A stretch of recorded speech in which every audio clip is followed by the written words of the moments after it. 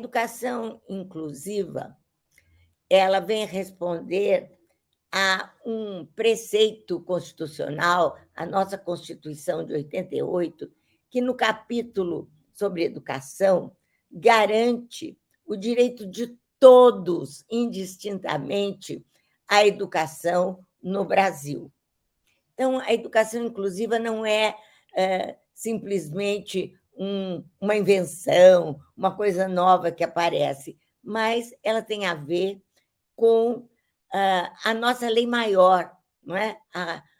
A Constituição brasileira, que garante uma educação para todos nesse país. Então, ela é nata, a educação inclusiva é nata no Brasil e confirmada também pela LDB, que é a Lei de Diretrizes e Bases da Educação, que, em 96, também deixa claro que o ensino obrigatório deve ser realizado dentro de escolas comuns de ensino regular, ou seja, uma única escola, essa escola comum, é que dá direito a todos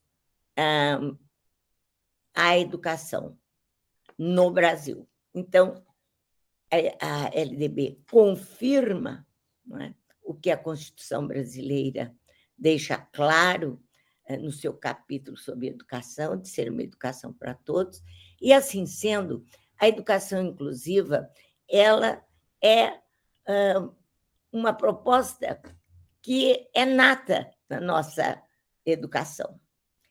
A educação inclusiva não tem a ver unicamente com inserção de pessoas de determinados grupos identitários, como, por exemplo, as pessoas com deficiência, as pessoas com altas habilidades, com transtornos do espectro do autismo, com pessoas que migram para o Brasil, com pessoas, enfim, com qualquer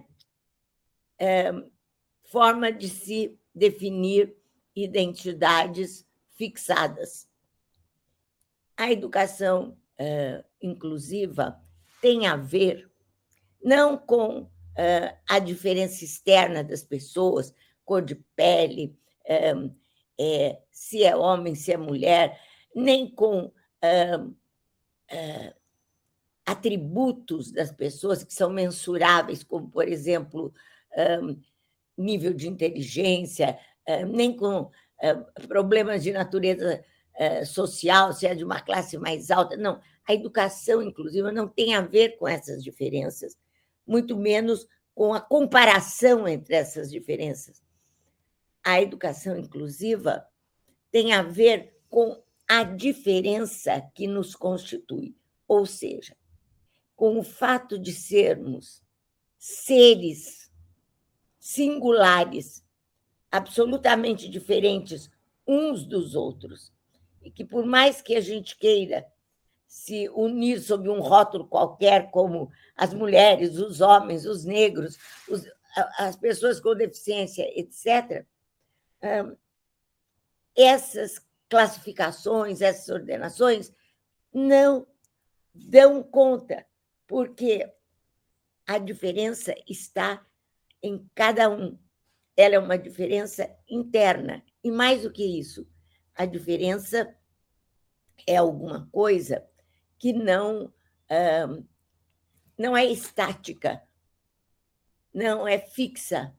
A diferença vai devindo, vai se multiplicando. Então, a nossa singularidade não é uma singularidade fixada em nós. A nossa singularidade é algo que vai se renovando constantemente e diz respeito a algo que nos marca como seres diferentes, constituídos pela diferença. Então, a educação inclusiva não significa simplesmente a inserção de determinados grupos que são reconhecidos por uma característica externa qualquer, como eu disse para vocês, pessoas negras com deficiência, isso, o que vocês quiserem. A educação inclusiva tem a ver com a singularidade de cada um de nós, certo?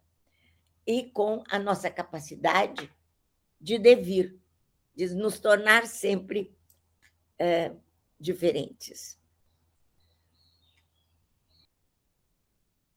No ensino básico, como no ensino superior, a educação inclusiva ela se define da mesma forma, ou seja, todos têm direito a estar na escola, desde a educação infantil, ensino fundamental 1, 2, ensino médio e ensino superior. Todos. E não é porque tem uma lei que permite que pessoas com determinada característica estudem na escola. Não, porque a Constituição e a nossa Lei de Diretrizes e Bases da Educação, elas garantem a todos o direito de estudar em escolas comuns, sem qualquer diferenciação, sem qualquer condição.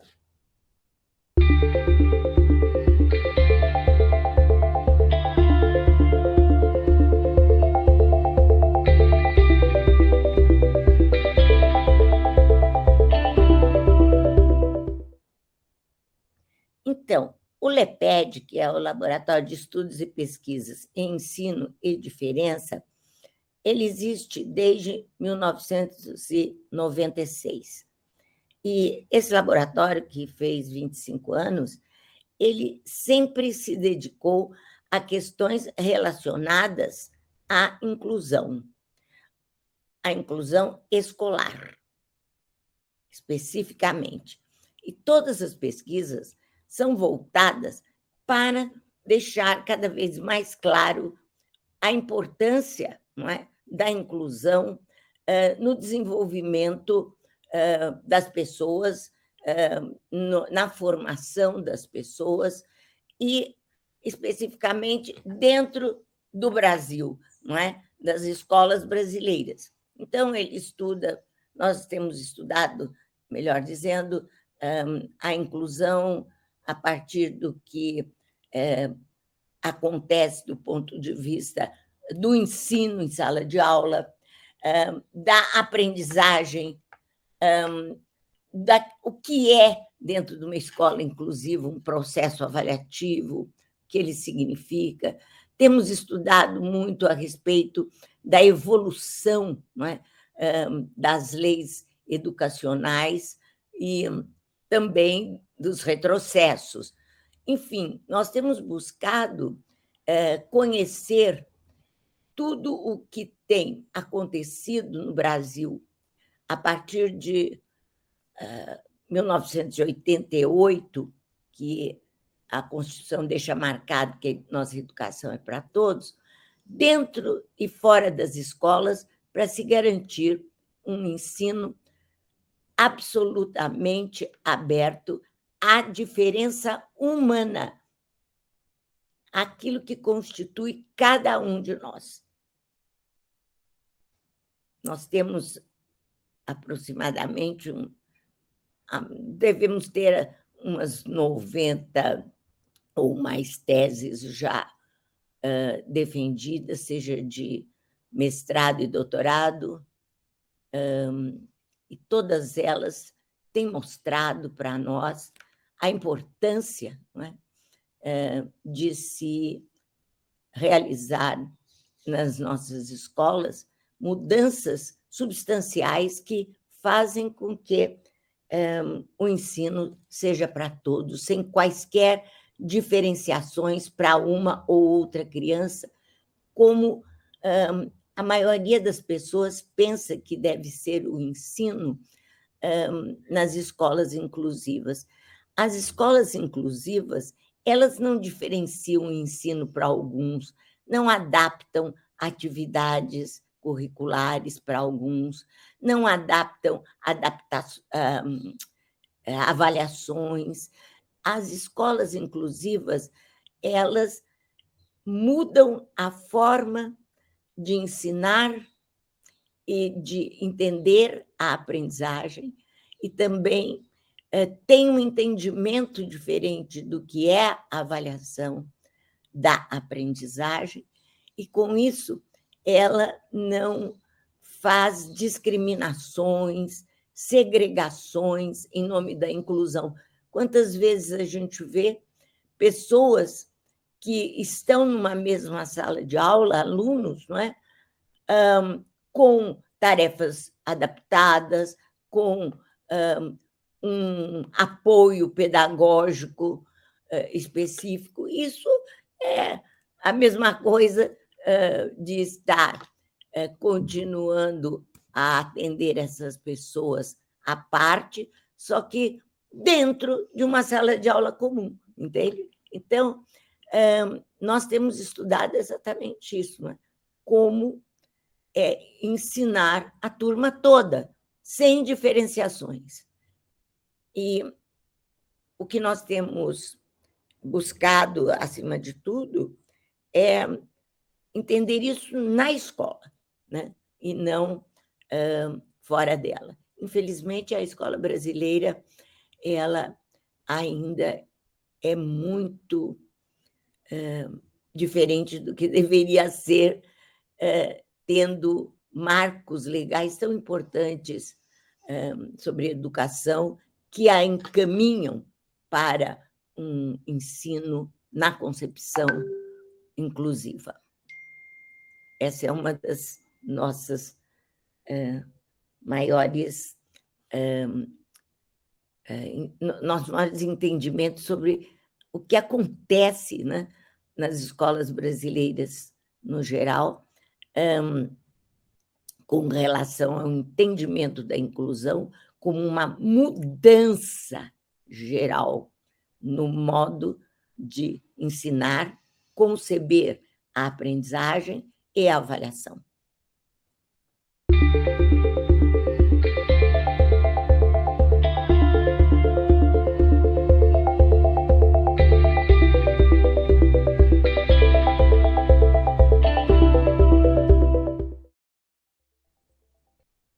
Então, desde a formação inicial dos professores, dos cursos de pedagogia, por exemplo, o que a gente nota é um entendimento que é desviante do que a educação nesses novos tempos exige.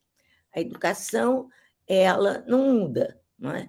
A educação brasileira, e a história da educação brasileira nos mostra bem isso, ela é baseada numa filosofia da identidade e não numa filosofia da diferença. O que eu quero dizer com isso? Que ela é uma educação que não tem uma tendência a olhar o aluno como ele é, mas a partir de modelos de alunos muito influenciados pela modernidade que nos mostra, né, uma possibilidade de controle científico do que a pessoa é capaz de aprender, do que a pessoa não é capaz. Enfim, a educação brasileira e a formação dos professores, inicial e continuada, para dar conta do que no Brasil ainda se entende sobre educação, ela está muito aquém do que a gente precisa para que os futuros professores, e mesmo aqueles que já estão exercendo essa função, entendam o que é a educação na contemporaneidade.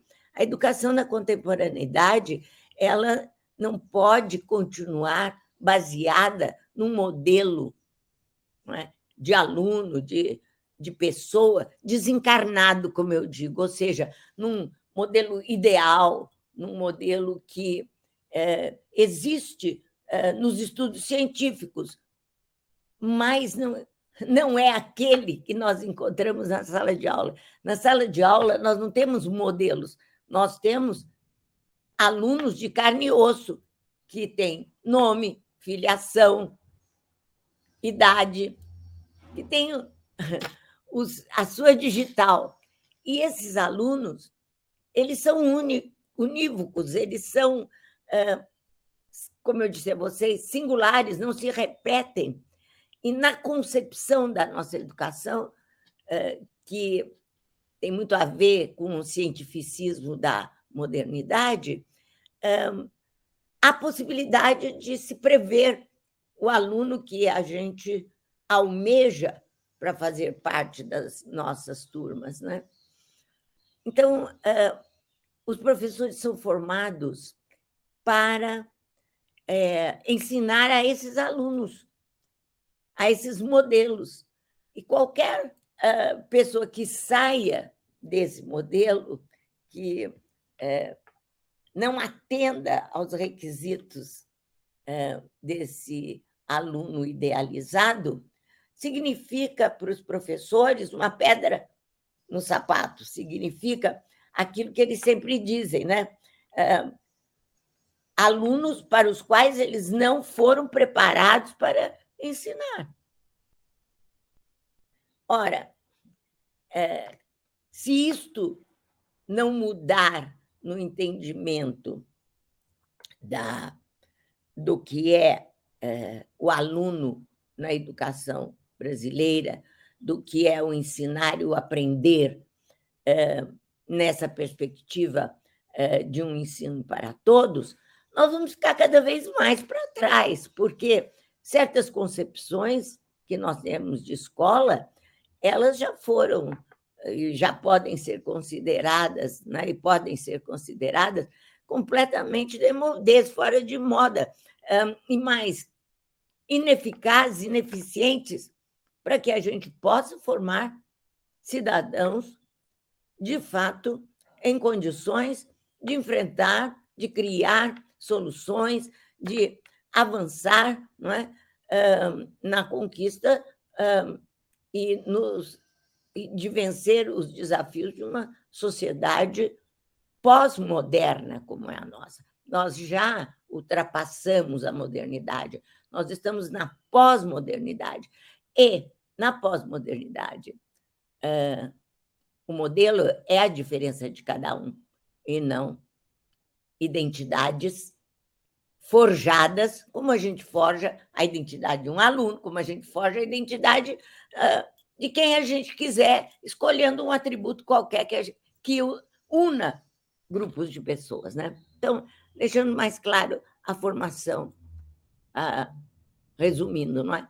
A formação dos professores ainda é uma formação que não atende ao que, de fato, é cada aluno. Ela tem uma ideia do aluno, esse aluno generalizado, esse aluno universalizado, para o qual se elege, né, um modelo, uma representação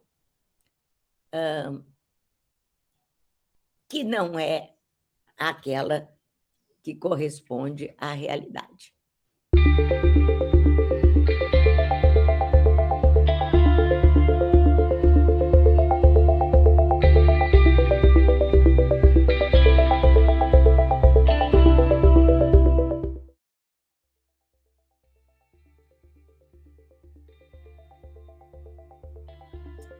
Então, mais ou menos eu já respondi essa questão, ou seja, é uma falta de entendimento, de formação, e um sistema escolar brasileiro que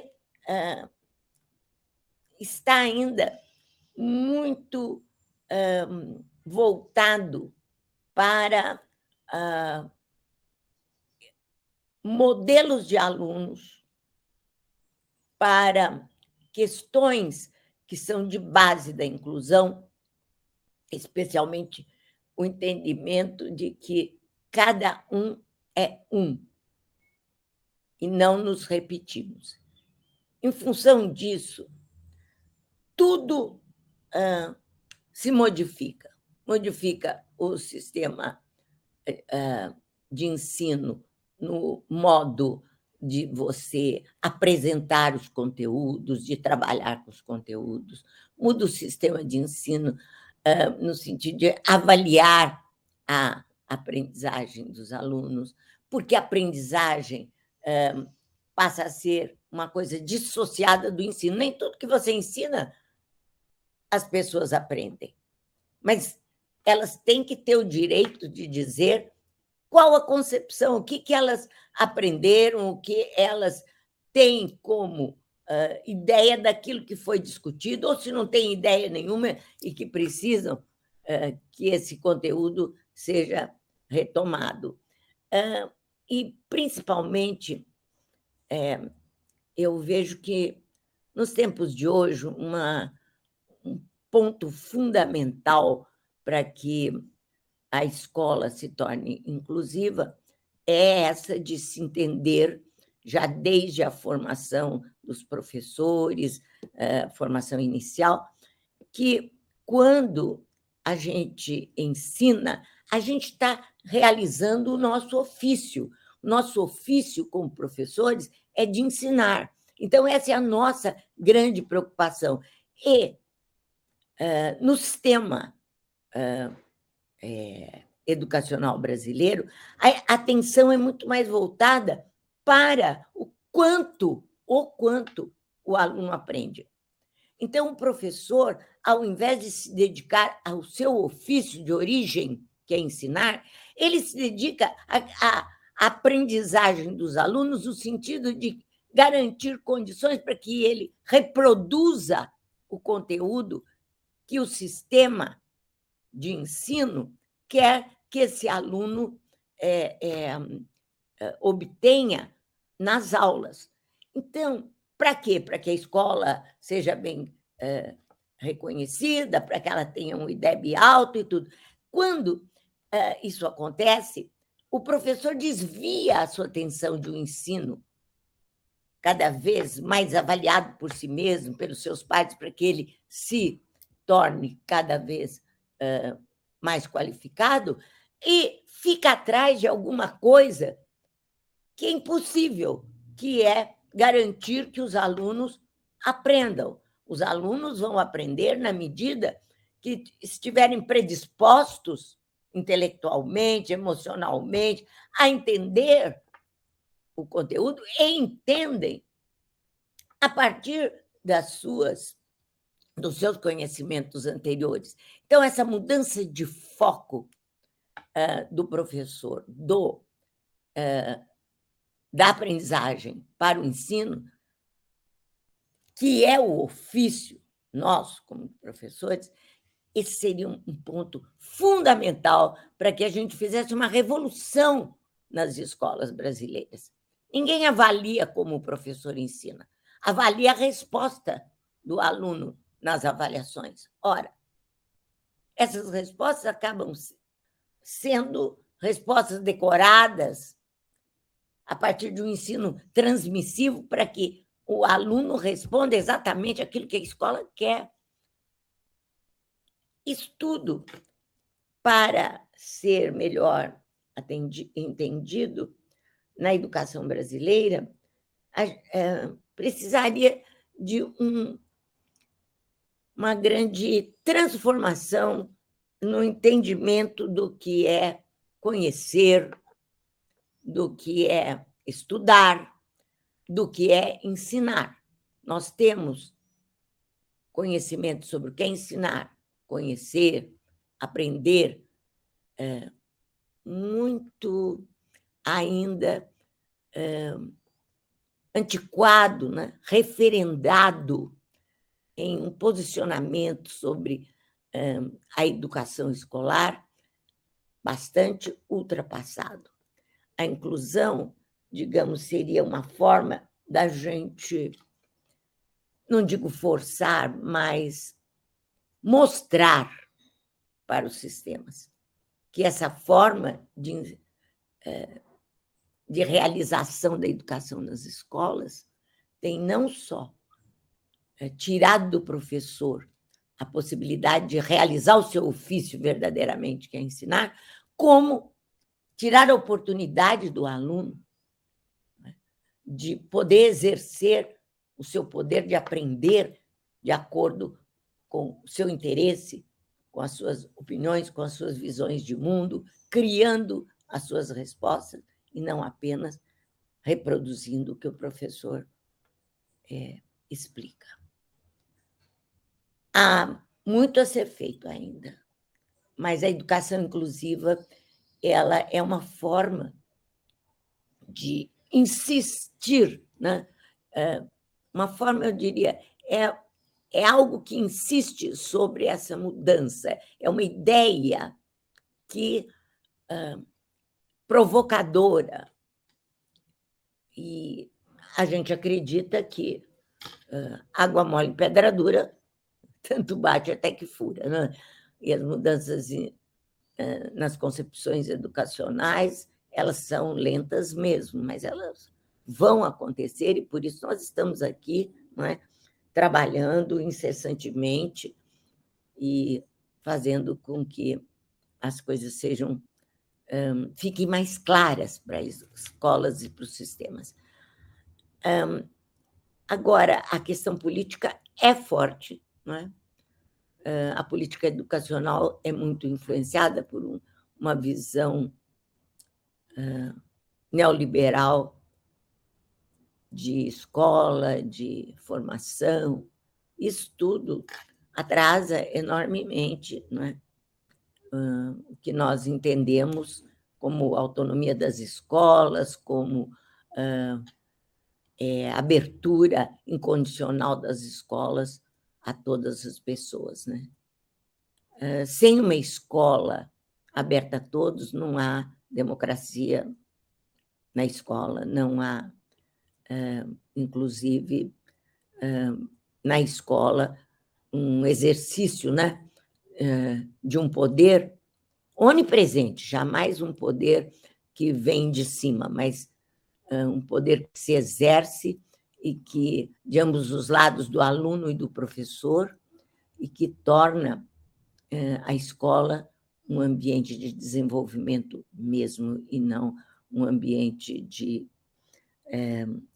infelizmente, de assujeitamento do aluno pelo sistema, pelo professor, a verdades pré-escolhidas e definidas por determinados grupos, né?